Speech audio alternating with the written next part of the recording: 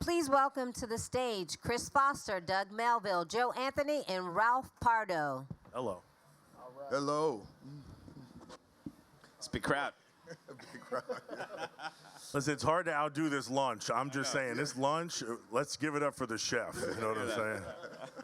All right, so I guess when everybody's done eating lunch, they're gonna fall in. We're gonna dive in because we got a lot to cover in a little bit of time. And what I'd like to ask by the way, I'm Chris Foster. I'm the CEO of Omnicom Public Relations Group, and delighted to be here at Inkwell and with three of my boys. And I'll let them introduce themselves as they open and respond to the first question. And the first question that we're going to cover, in the topic today, you have it up there, all right, is diversity in AI and creative. So let's get right into it. For each of your respective areas of expertise, what are some of the biases that AI can introduce? And why don't we start to my right and start with you, Joe? Well, first and foremost, it's great to be here with you all today. My name is Joe Anthony. I'm the founder and CEO of both Hero Collective and Hero Media. Hero Collective is one of the largest fully independent Black-owned creative agencies in the country. And Hero Media is a data and ad tech company that recently launched one of the first Black-owned DSPs in the world that helps brands use data to more effectively target more niche segments, or I guess the new mainstream, as we like to call them. And in regards to bias, I think it's really important to underscore when you think about AI. AI is only as good as the inputs that you put into the AI, right? The inputs inform the outputs. So usually when I see with respect to bias come up, it's either an outcome that either perpetuates a stereotype or a trope, or restricts your ability to kind of receive information that you should be receiving because it has some predisposition about you that thinks that particular piece of information is not relevant to you. So for example, if AI is crawling census data and they see that African Americans have a median household income of $38,000 a year, right, which is a fact, that may result in, let's say, a luxury retailer not advertising to you because the audience that the ad tech platform is using may say you're not a relevant target, right? Because you can't afford their clothing. And if you look around the room tonight, there's a lot of people with some expensive fits on. So as you could tell, that's definitely an inaccuracy when African Americans will make up 30% of all luxury good purchases in the U.S. by the end of 2025. So, bias comes across in a variety of different ways. I mean, you could even think about why we may see more fast food ads in our feed because per capita, there's more fast food restaurants in densely populated urban areas than there are in more suburban, rural, higher affluent areas.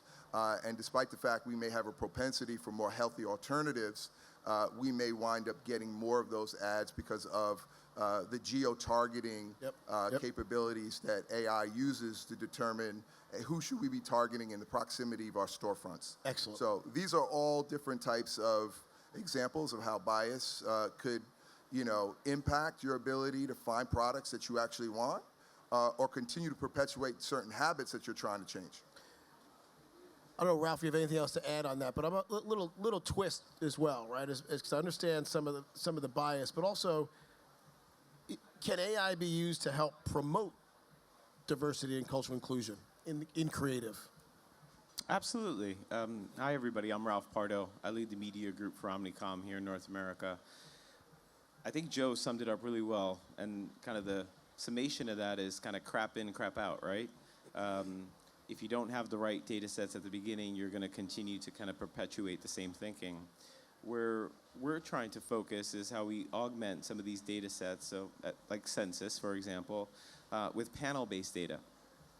And panel-based data allows us to kind of over-query, over-survey populations that are underrepresented in traditional data streams. And what that does is, in a world where we're talking about computers, it reinforces the importance of the human aspect, especially at this early stage and phase of where we are with Gen AI deployment and development.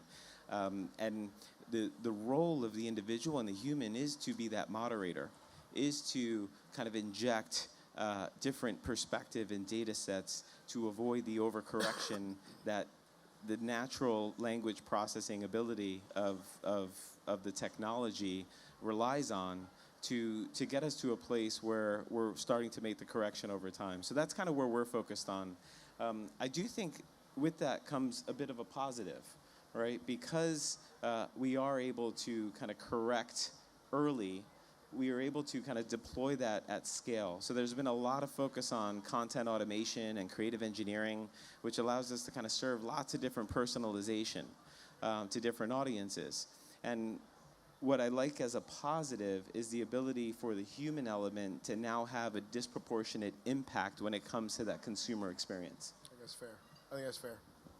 Doug, what's your view on one or both of those questions? Yeah, I think, hey everybody, my name is Doug Melville. I'm the CEO of Jody AI, which is a generative AI company focused on inclusive AI.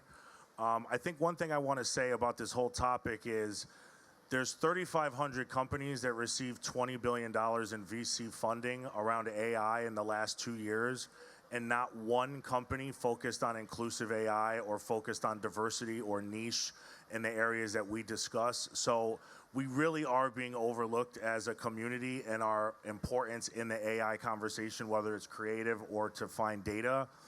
I think the most important thing is I was a diversity officer for the last 12 years.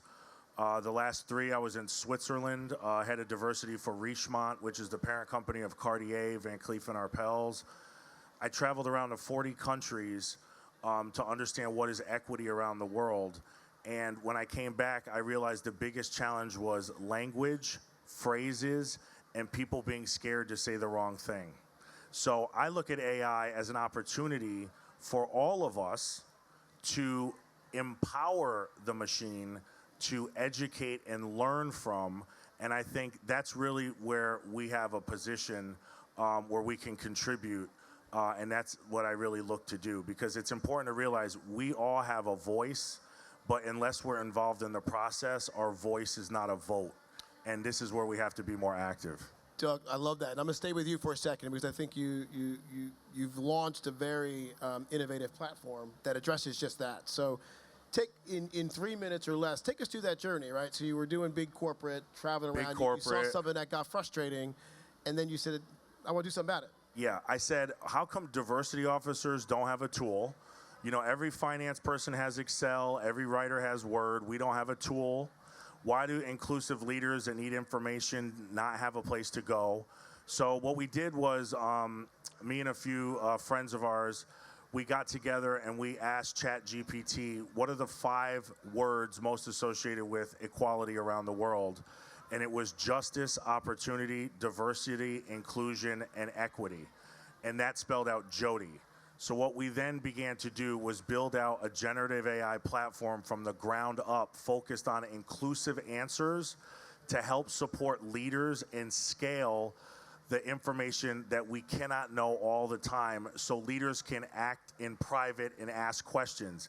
Give me 5 things to say when I address my staff around DEI. Can you write me an email for Juneteenth? Can you tell me in 30 seconds what are the most important things that I should talk about in my ERG? So the importance was building our own data set, and we built this alongside McKinsey. We got data from many other diversity officers and many other trusted sources. We built that on top of OpenAI. So when you ask a question, it goes to our data source, goes to OpenAI, and comes back to our data source. And the reason that I bring this up is because when it comes back to our data source, that's when you fine-tune the model. And this is the area where we can all get more involved and engaged to lean on how much data should be from our source, what phrases should be used, what terms should we be using, and how does that override what the internet is saying, that Joseph was saying, that if you boil the whole ocean, the answers get watered down. But actually, if you use less quality data and fine-tune a model, you can now go into Jody and have a personal learning assistant around inclusion that anyone in your office could use, your CEO can use, your comms team could use. And I think these are the type of things that if we see a challenge in the marketplace, maybe generative AI is a way for people to learn and scale their knowledge in a simple, easy way and not have to rely on others to do it for them. I agree. I love that, and I love the fact that you actually did something about it. So I appreciate that. Let's pivot a little bit to you, Ralph. I want to say, we see tremendous change in our industry. Change is the new constant for sure. And I think there's no other industry that's been more impacted by advances in tech and AI than media buying and strategy, right? What does the world look like from where you sit, leading a media buying strategy organization?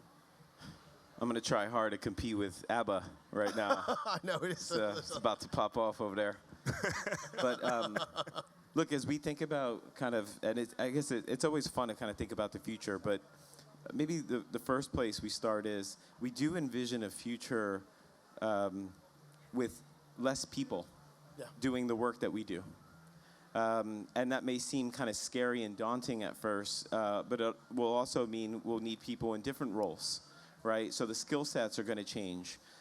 In the media world specifically, we do see an increase and an emphasis in the future on much more strategic and kind of ambidextrous skill sets, right? Less of kind of the automated, rote, repeatable work. A lot of our focus right now has been on the planning and strategy side. We've launched a tool as part of our platform we call kind of Omni Assist. A lot of that is, in these early stages, meant to provide our people with quicker ability to identify and mine insights, speedier approaches to audience creation and development, and then ultimately deploying that in the market through custom bid algorithms that allow them to bring lots of different filtering mechanisms to media inventory to kind of connect the dots end to end.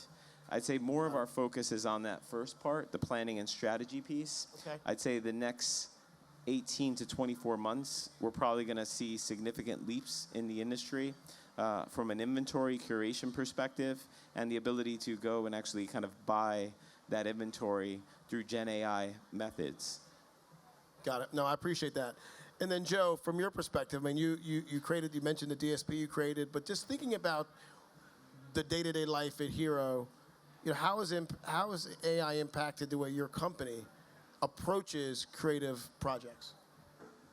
Well, I think like any operator, we're trying to figure out how to be more efficient ourselves, right? And I think that's the kind of scary part for people who are, copywriters, who, write great stories and are concerned about how you could put in some prompts and get a whole script written in seconds. But for an operator who is realizing that their clients are shrinking budgets and still want quality work, you have to still find those same efficiencies. I think for me, it's an inevitability that we're going to continue to integrate generative AI in both copy development as well as art direction, video content. But I do think, to Ralph's point, what we need is really great cultural strategists, thinkers that know how to put the prompts in there to get the right type of work that still has that authentic emotion that we're going to expect, and is really going to do the brand the justice that they've hired us for, right? So I think that is the balance of really creating kind of efficiency, but without sacrificing cultural impact. And I think that's really kind of the exciting and scary part also for a lot of diverse creators here who are really trying to own culture and show that we have a place and should be driving the cultural conversation. Because we're all seeing culture as a buzzword that's being adopted by everybody, but not everybody can translate what culture means. Right. So it really could create an opportunity for us to have a seat at the table to ensure that authentic output it happens the way it should. No, and I'm glad you raised... Can I build on that? Yeah, go for it. So I'm bullish on creativity. I think that if you're a creative right now and your job is idea generation, the future is bright for you.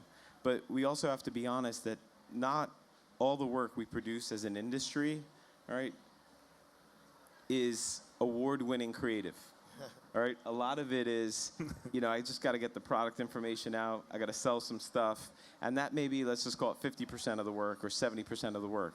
But for that 30%, I don't think machines are going to take that over anytime soon. That is the road less traveled. That is the collab that's unexpected. Oh, I got some claps over there. Let's do it, people. But that's the beauty of what we do, right? And I do think when you approach things through your background, and I'm Hispanic, I'm Puerto Rican, I have a unique kind of sense of kind of my heritage, my lifestyle, my growing up, and I apply that to my work when I can, and that will often, in my experience, lead us to different spaces. And so I'm really bullish on the notion of kind of diverse background, diverse creativity and mindset being a springboard for great ideas in the future in an AI world. And do you worry, and I want to hit to you, Doug, as well. I mean, there's so much talk about efficiency, right? But you've created a platform that's a little more empowering. You hear Ralph here bullish on the human element of creative, supported to some extent as a partner with AI, which I agree with. Doug, what's your sense? How do we balance the efficiency AI can provide, which seems to be the focus of a lot of conversation today, with the need for authentic, human-driven creativity, which is sort of where Ralph is saying he's excited about? What's your view on that? I think we're all living in a classic choir versus the pulpit reality, where we have a lot of people on the outside that aren't here at Inkwell, that really don't know our subject matter, really don't know the information, really don't know how to get it, don't want to be canceled, don't want to be embarrassed. I think generative AI provides an opportunity for us to program a model that they could learn that information from, and that's kind of the large scale, more quantity in the marketplace. When we built out Jody, we used 27 designers of color from 5 different countries in Latin America and the United States, so we could have all the phrases, the quotes, the custom data that was built back in a way that felt natural language to our community, so when other people saw the results, that was what they got. But on the flip side of that, and talking about the balance, this past November, I published my first book on Simon & Schuster, and when you work with a major publisher, they could tell in 1 second if something is written by AI. So the top brands, the top outlets in the world want the creatives. Maybe AI assisted them in getting data quicker to get the research, but the creator and the creative process is being elevated, and I think is actually going to go to a premium because data just inputs opportunities that the creatives can exploit or build upon, but I think that creative human touch is actually going to become more expensive, more desirable, and more in demand because the real knows the real. And these big brands and companies know a great creative idea when they see one, and it's not going to be one at this stage that's going to be assisted. I think you're so right. I think you're so right, and I'm glad for the claps. And especially as the AI platforms get more affordable as well, right? So from your perspective, Joe, from a Black-owned to a creative company, are you seeing more opportunities or less, or does it not have an impact for you to leverage AI to compete with some of the larger, more established firms, or are you haven't thought about it that way? Well, I think it builds on the narrative that both Ralph and Doug were just talking about. We are definitely moving into an era where the nuances matter, right? And as being a boutique agency, my whole value proposition over the course of my career is built that I live in the nuance, right? I live in that cultural area that is somewhat foreign, or I think the unique aspect about Black people and people of color in the United States is we constantly live in this state of duality, right? We live in our world, and we kind of live in your world concurrently, right? So we have this unique vantage point of being able to understand where culture comes from a really concentrated standpoint, which is why we are the purveyors of culture, and also know how that kind of translates in a manner that is digestible, consumable for the masses, right? And I think that's really where we can thrive from an AI storytelling and generative AI standpoint, is if we understand foundationally that we have a lot to do with how culture is consumed in America and around the world, then we become the starting point as to where that really authentic storyline should begin and what the prompt should be, and how we need to quality control the AI over time to ensure that it truly reflects the subject matter that we're trying to talk about and how it intersects with that brand's value prop. So, like, I'm really excited about it. I feel like we're really in the early innings. Yep. But that's really where we need to kind of like beat this drum and say, if you really want authentic storytelling that really revolves around certain cultural cues, we have to be in the conversation and we have to have our hands on those keys. Can I just add on to that? I just want to say that imagine all the creators in this room. If you had the research and other things at your fingertips that you could get at a short order, that can allow you more time to actually create the idea and be a creator. And I think if we look at Gen AI for our community as a way to empower us to get to the idea quicker, and I think for those on the outside that look in, that don't necessarily work with us currently, that don't engage with us, AI is an opportunity to educate them quicker so they engage with us faster. So I really just feel like it's, when you work in luxury, they have two examples. Some luxury holding companies are like the sun, and they shine down on each maison and the flowers grow. And some are like the topsoil that feed from the bottom and allow the flowers to grow up. I think in our stage of where we are with Inkwell, with diversity, with AI, this is our opportunity to really work on the topsoil to help grow the flowers from the bottom. Eventually we'll be the sun, but I think our opportunity now, if we're not building demand but filling demand, is actually realizing where our value is and how we can help each of the flowers grow around us by improving the soil and then seeing how the flowers shine. Eventually we will become the sun, but I think it's a process that we both go through. I think that's right. You could tell Doug is a writer. Joe, I can't with this, but I mean, it's true. I mean, it's The flower of the sun. Sun to shine. So also a lot of responsibility comes with it, and to respond to Gen AI. Ralph, how are you all working to ensure that the new AI tools don't inadvertently perpetuate bias in your creative work or in your media work? So it's a big responsibility. And I think it's different if you're a big company versus a small company just based on resources. So kind of the way we see it now, look, there's clearly a few dominant platforms right now that are pumping billions of dollars into this technology, and we have relationships with many of them. So I'd take kind of the first level there is that responsibility from a enterprise relationship perspective to make sure that we are having the right dialogue with our corporate partners from a technology standpoint to ensure they're putting the right governance in place, to ensure that they're kind of caring for this space, bringing in the right engineering teams. Sometimes it is good to have engineering teams from diverse backgrounds that are coding and kind of writing the prompts. I think the second area we're doing maybe within is, and I mentioned this a bit before, but there's a treasure trove of data, petabytes and petabytes, and we've all been working on it for tens of years. But panel-based data is really important still. Being able to kind of query consumers, to query Hispanic, Black, Asian on specific topics, and being able to bring kind of those answers into the data sets is really good at helping to provide some balance. And that's kind of what we've been focused on right now. And then I think the last part is layers of governance on our end. Ensuring that we have diverse voices represented on our teams and within the work. We're doing quite a bit right now from a creative side, from a prompt engineering perspective, teaching our own tools that are producing assets and monitoring for bias. I think that's really important because it's so quick now to go from the engineering stage to what you see out in the market. And if, again, you don't have kind of these layers of checks and balances in between, I think the train can run away really, really fast.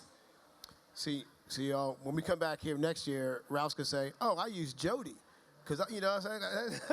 That's right. That's all right. Yeah, you're diverse. Well done, Chris. Well done. I got you, Doug. But I appreciate that. But one thing I will say on that point as well is the importance of understanding how to type in prompts. Yes. I mean, I know it sounds basic, but to give a real life example, one of the prompts people ask is, what terms should I use, Black or African American, or Latino or Latinx or Hispanic? I think when you go into Jody or Chat GPT and you say, what are the pros and cons of, Right. what are the best contexts for, then you get a much more nuanced answer. So even being able to understand how to type in prompts is actually something that I think we could all really educate ourselves on and improve ourselves on, because like he was saying, there's so much data, but how you access the data is number one, and then it's actually how the Gen AI produces the outcome is part two. But I think we all have work to do to understand really how AI works, understand how to type in better prompts, understand what results we're looking for when we use the queries. So I think we all really have homework to do, but I think all this helps build our time and our muscle and our reflex in this area, which allows us to spend that time on more creative ideas and more constructive creativity. No, I love it. I love it. Well said. We've got about 6 minutes left. I want to ask some specific questions, and AI withstanding. Joe, you've been successfully running and operating a black-owned business now for more than 20 years. Lifetime serial entrepreneur. We need a round of applause. Congrats. Thank you. 20 years. I know. Fully independent. It's really 30, but I just said 20, make it feel good. Oh, 30? No, I'm messing. Joe, what worries you about this, or excites you about this moment in our history for small black-owned businesses? Generally, or through the prism of AI? Generally. I'm just going to pivot out. Well, I would say the word culture right now has become very polarizing for me, right? I could pick up a basketball tomorrow that doesn't make me Michael Jordan, right? I think a lot of people are picking up the cultural basketball and thinking that they could 360 dunk right now. And I think what that's doing, it's kind of diluting what culture is or what it really is, and it's reducing it to, oh, you just need to hire this endorser, right? Or you need to sponsor this team, and they're calling that culture, right? Culture is not what you attach yourself to, it's what you contribute, right? That is the definition of culture. It's the contribution of a community to society, right? So as a brand, how are you contributing? Yep. And I think that is the cultural architecture and engineering that's lacking from a strategy standpoint, when if you don't understand culture and the underpinnings of where it's derived from, then you really can't understand how to intersect your brand within the context of it to add value to people's lives. Dove doesn't sell soap, they sell self-confidence. Right. That's their cultural equity, right? And because they've identified a point of view or a problem within society that they wanted to solve, and then they made it their cultural currency.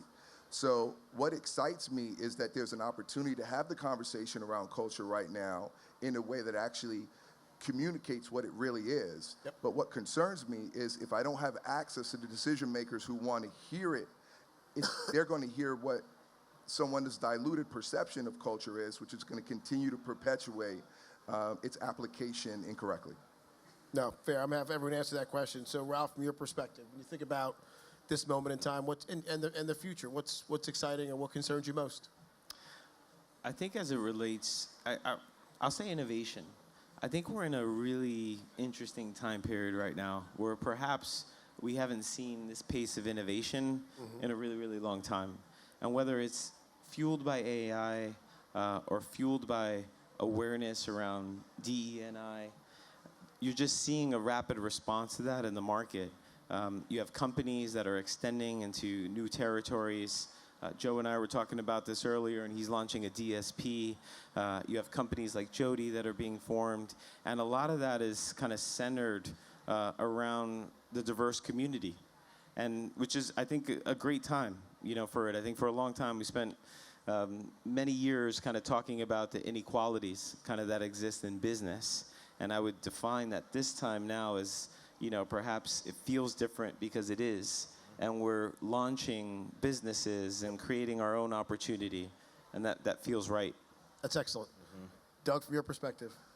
Yeah, I think one of the things that I think concerns me, after living in Switzerland for the last 3 years, I think we're overconfident on what we know, and we have a huge blind spot with what we don't know. I was a diversity officer at Omnicom under TBWA for 7 years, and I knew diversity from the United States of America, and I was really good at it. And the first day I landed in Geneva, my CEO says to me, everyone in America knows there's 50 states in the US. Do you know how many countries are in Europe? I didn't have any idea. It's 44. And then he said, do you know how many are in the EU? 27. And it was 27. And he said, before you can understand cultural diversity, you need to understand the cultures. And for 1 week, they sent me to all 40 countries outside of Switzerland that we operated in to understand what the museums are, what the cultural competences are, what is equity, what is equality. I bring this all up because when you live in Europe, they use the word international. When you live in America, they use the word global. Global means you have a general understanding of the world. International means you have a specific understanding of each nation. And I think all of us, we're very confident on what we know, but when you get out of the United States and start traveling to these other countries, you realize we actually only know the perspective from one country. There's 195 countries in the world that defined by the United Nations, and we represent one. Now, we are the powerhouse, but I think all of us in this room could actually use the globalization and the international knowledge that the world provides through travel, through understanding, through curiosity, to fuel our insights to actually bring things back to our products, to our companies, to our management teams that help inspire them and take new insights from different places through lived experiences. And I think for me, I want us to get a lot more smarter on the areas that we think we know, but actually may be blind spots once we stamp our passport. I think that's right. I think that's right. Well said. We've got time for maybe one or two questions. I have a final question, but we have time for one question from the audience, if there's anything. Any questions from the audience? No, Adrian, you can't ask another question. I know. Oh, we have Gentleman in the back. Gentleman in the back. And it can't be about a question about how good the lunch was. It can't be about that. I didn't get to eat it. We got no lunch. I was 253, so That's my they were question. done. When I showed up. I was 253. Doug, good to see you, man. Hamay Watt. Hamay. Question. You look good, by the way, brother. So what is the thing that you're most excited about in terms of new tools that can advance your business? And I'll give you a little bit more context on that. It's for everybody, by the way. With the proliferation of all the models, the chat GPTs, the Anthropics, a lot of people are just building on top of them. Yep. But to your point, they're not getting very specific around the needs of the broader creative community, and all these digital twins and all sorts of other things are happening. What are you thinking about in terms of new tech? What's the thing that you need the most? I think the thing that I'm most interested in is looking down the road. The iPhone's been around 15 years. I'm just looking 15 years down the road. The thing I'm most interested and excited about actually isn't tech, unfortunately, for the question. It's actually us having our thumb on the scale and us having a voice that's also a vote in the process, because these things are moving in the rooms, in closed rooms. Engineers are building out, product timelines are being developed, and I think our voice in fine-tuning the models and being in the rooms is so important. And I think for me, I'm most excited about the opportunity that we finally have a chance to be in on the ground floor to help build the tools and the models if we have the information to do that. And to your point, not when the revolution is in full throttle, we don't miss out on the opportunities where in the past maybe systems were built without us, but this is our opportunity to actually get engaged. So I think the human in the loop is the part that I'm most excited about in the future of tech, and not having us be overlooked, but actually being included in the process. No, I love it. Final question, 30 seconds or less. Joe, what advice do you have for a black creative in the audience who's just looking to be inspired from this session today? Continue to stay curious and, test and learn. Don't be afraid of the tech. Embrace it. Play with it. Don't be afraid to fail. It is the future. And if you want to place in it, you're going to have some level of competency with these tools.